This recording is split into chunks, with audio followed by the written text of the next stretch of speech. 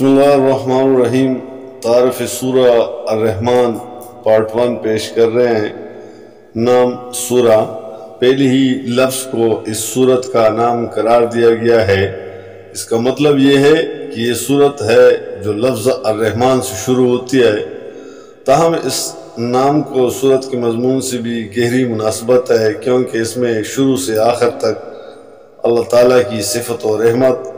کے مظاہر و ثمرات کا ذکر فرمایا گیا ہے۔ زمانہ نزول، علماء تفسیر بالعموم اس سورت کو مکی قرار دیتے ہیں، اگرچہ بعض روایات میں حضرت عبداللہ بن عباس اور اکرمہ اور قتادہ سے یہ قول منقول ہے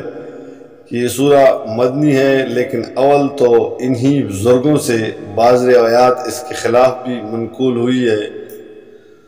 دوسرے، اس کا مضمون مدنی صورتوں کی بنسبت مکی صورتوں سے زیادہ مشابہ ہے، بلکہ اپنی مضمون کے لحاظ سے یہ مکہ کے بھی ابتدائی دور کی معلوم ہوتی ہے، اور مزید برآں متعدد معتبر روایات سے اس امر کا ثبوت ملتا ہے کہ یہ مکہ معظمہ میں ہی ہجرت سے کئی سال قبل نازل ہوئی تھی۔ مسند احمد میں حضرت اسماء بنت ابو بکر رضی اللہ تعالیٰ کی روایت ہے کہ میں نے رسول اللہ صلی اللہ علیہ وسلم کو حرم میں خانہ کعبہ کے اس گوشے کی طرف رخ کر کے نماز پڑھتے دیکھا جس میں حجر اسود نصب ہے۔ یہ اس زمانے کی بات ہے جب ابھی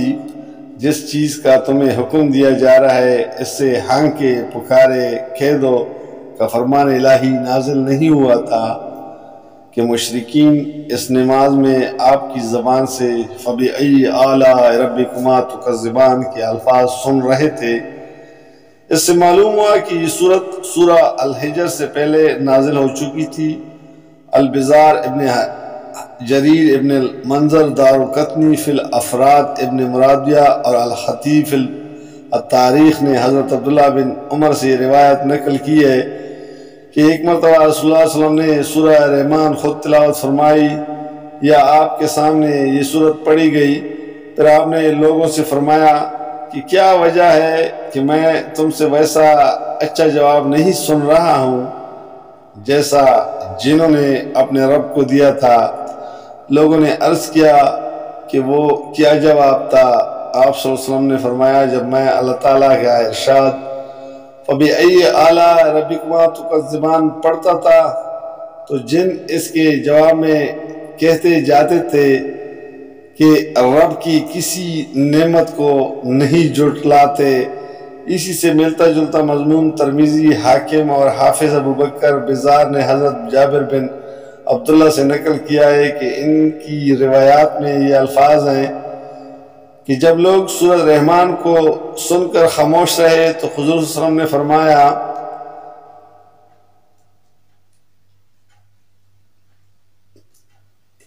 یعنی میں نے یہ سورہ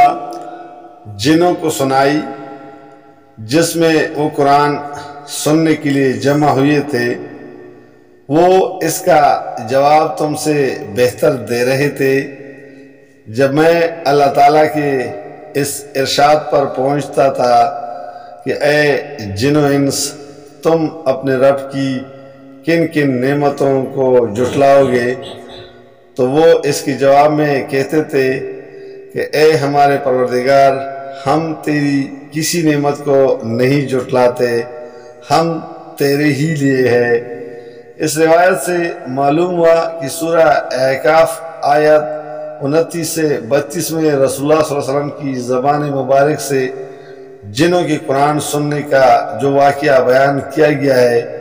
اس موقع پر حضور صلی اللہ علیہ وسلم نماز میں سورہ رحمان تلاوت فرما رہے تھے۔ یہ 10 نبوی کا واقعہ ہے جب آپ سفر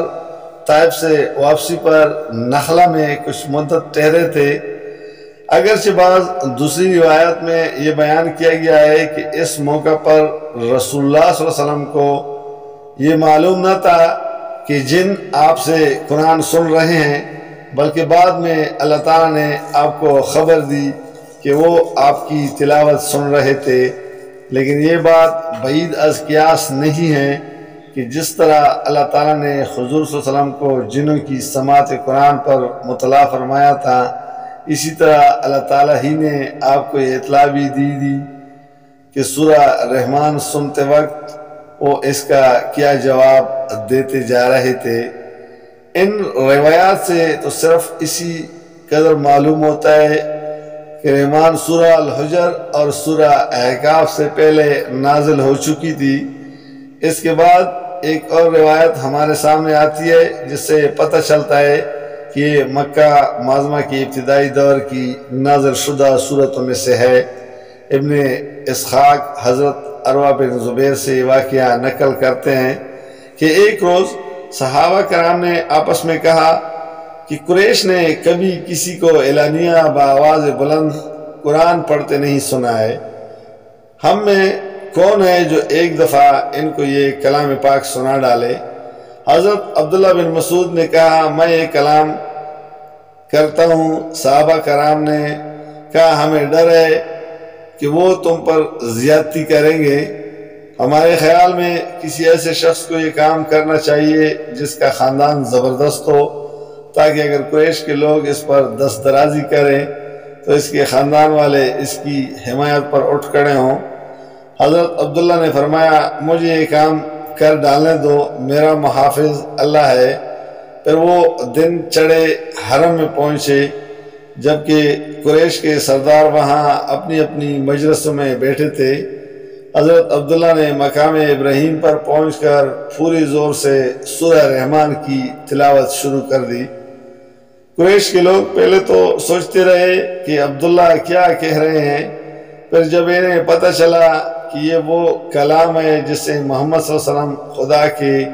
کلام کی حیثیت سے پیش کرتے ہیں، تو ان پر ٹوٹ پڑے اور ان کے منہ پر تپڑ مارنے لگے، مگر حضرت عبداللہ نے پرواہ نہ کی، پٹتے جاتے تھے اور پڑھتے جاتے تھے جب تک ان کے دم میں دم رہا، قرآن سنائے چلے گئے۔ آخرکار جب وہ اپنا سوجا ہوا منہ لے کر پلٹے تو ساتھیوں نے کہا ہمیں اسی چیز کا ڈر تھا۔ انہوں نے جواب دیا آج سے بڑھ کر یہ خدا کے دشمن میرے لیے کبھی ہلکے نہ تھے، تم کہو تو کل پھر انہیں قرآن سناؤں۔ سب نے کہا بس اتنا ہی کافی ہے، جو کچھ وہ نہیں سننا چاہتے تھے وہ تم نے انہیں سنا دیا۔ جزاک اللہ، فی امان اللہ۔